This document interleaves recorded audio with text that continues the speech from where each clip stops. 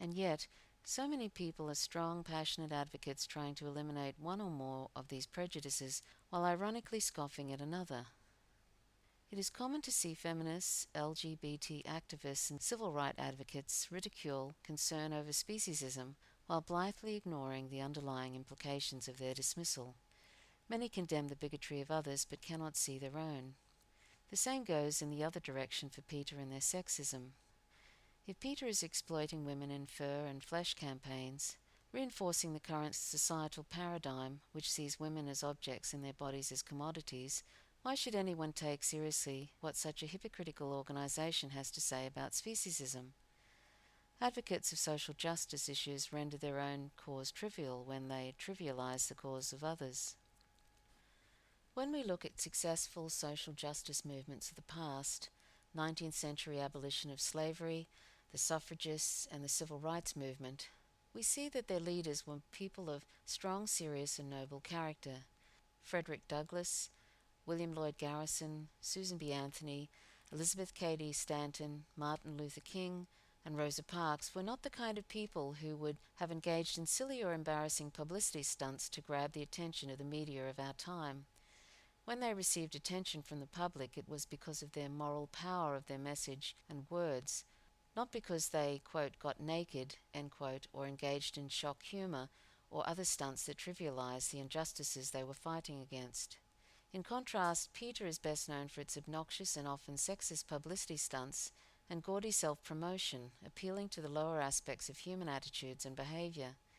Sadly, PETA cannot even attempt to speak with moral authority because it would so blatantly contradict their attitudes and actions as manifested in, quote, save the whales, end quote, billboards that make fun of female obesity, ban television advertisements, and sexist campaigns like, quote, I'd rather go naked than wear fur, end quote.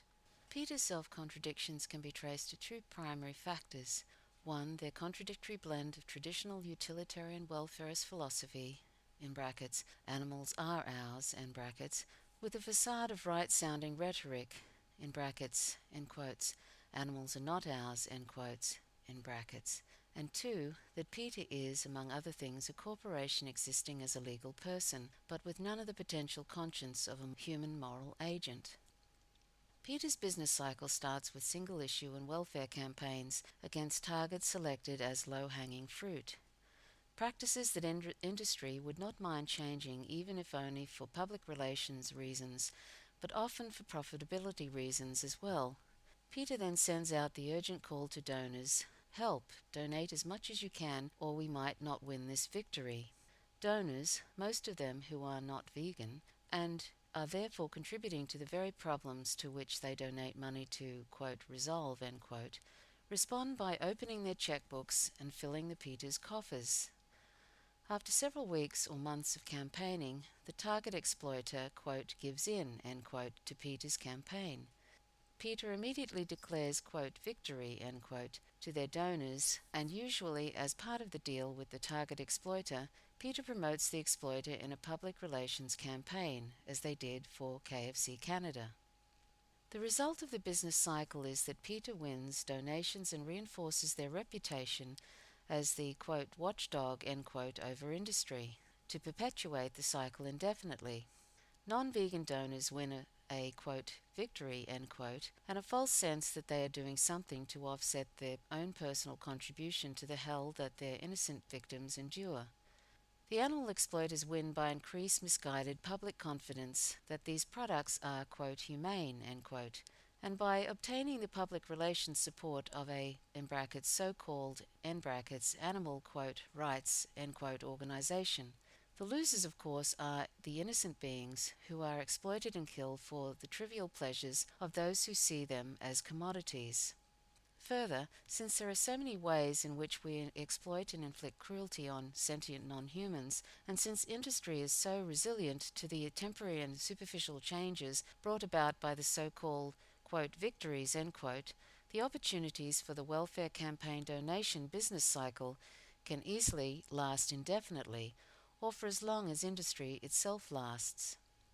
PETA's contradictions in philosophy, rhetoric, and activities, which have led to profound public confusion and fortification of utilitarian welfarist status quo that has been in existence since Jeremy Bentham, have been a barrier to progress in advancing animal rights, and will continue to be a barrier as long as they continue as an animal welfare organization.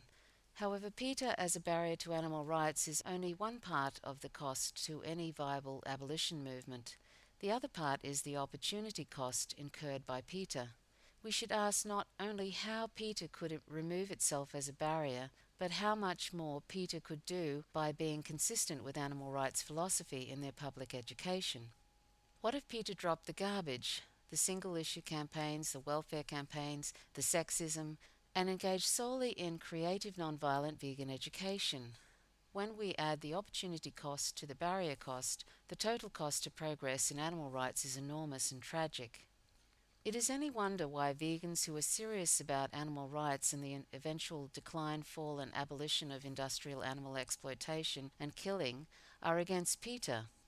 In Abolition versus Welfarism, a contrast in theory and practice, I explain industry's strengths and weaknesses and explain how welfarism caters to industry's strengths, while the abolitionist approach attacks industry's weaknesses. PETA's welfarism, sexism, and trivializing publicity stunts all play to industry's strengths.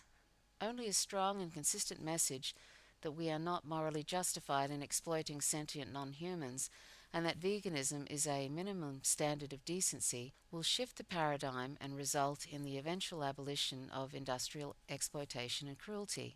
Large corporate organizations like PETA are the last groups we need to make this progress. Only a strong grassroots abolitionist animal rights movement will succeed. Dan Kadei then goes on to a topic called Further Reading, where he says, "The topic of new welfarism in general, and PETA in particular, is too broad to tackle with adequate depth in a blog essay. As such, I highly recommend reading Rain Without Thunder, The Ideology of the Animal Rights Movement by Professor Gary Francione, for a far more comprehensive and in-depth analysis of the problems with new welfarism and PETA. In addition, the links above offer additional information and perspective on the topic of new welfarism generally." You can find this essay at Unpopular Vegan Essays, that's unpopularveganessays.blogspot.com. This essay was by Dan Kadei, and it was called PETA, A Corporate Tangle of Contradictions, December 15th, 2009. There's another essay as well that Dan has done, which I may read in a future podcast, and it's called PETA's Undercover Investigations, another example of the welfarist business cycle. Thanks for listening. As I mentioned before, I encourage anyone who's listening to get a hold of a copy of Professor Francione's new book, which will be out in the next few months, titled The Animal Rights Debate, Abolition or Regulation. Consider subscribing to Professor Francione's blog at abolitionistapproach.com. Please come and visit us on Facebook, facebook.com/livevegan for all things abolitionist vegan. And at some point in the next few weeks, hopefully my earlier podcasts will be available on iTunes.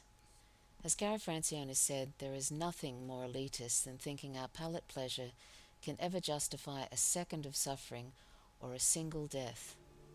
Remember, if you're not vegan, go vegan. It's easy, it's better for you and for the planet, and most importantly, it's the morally right thing to do. Till next time, bye for now.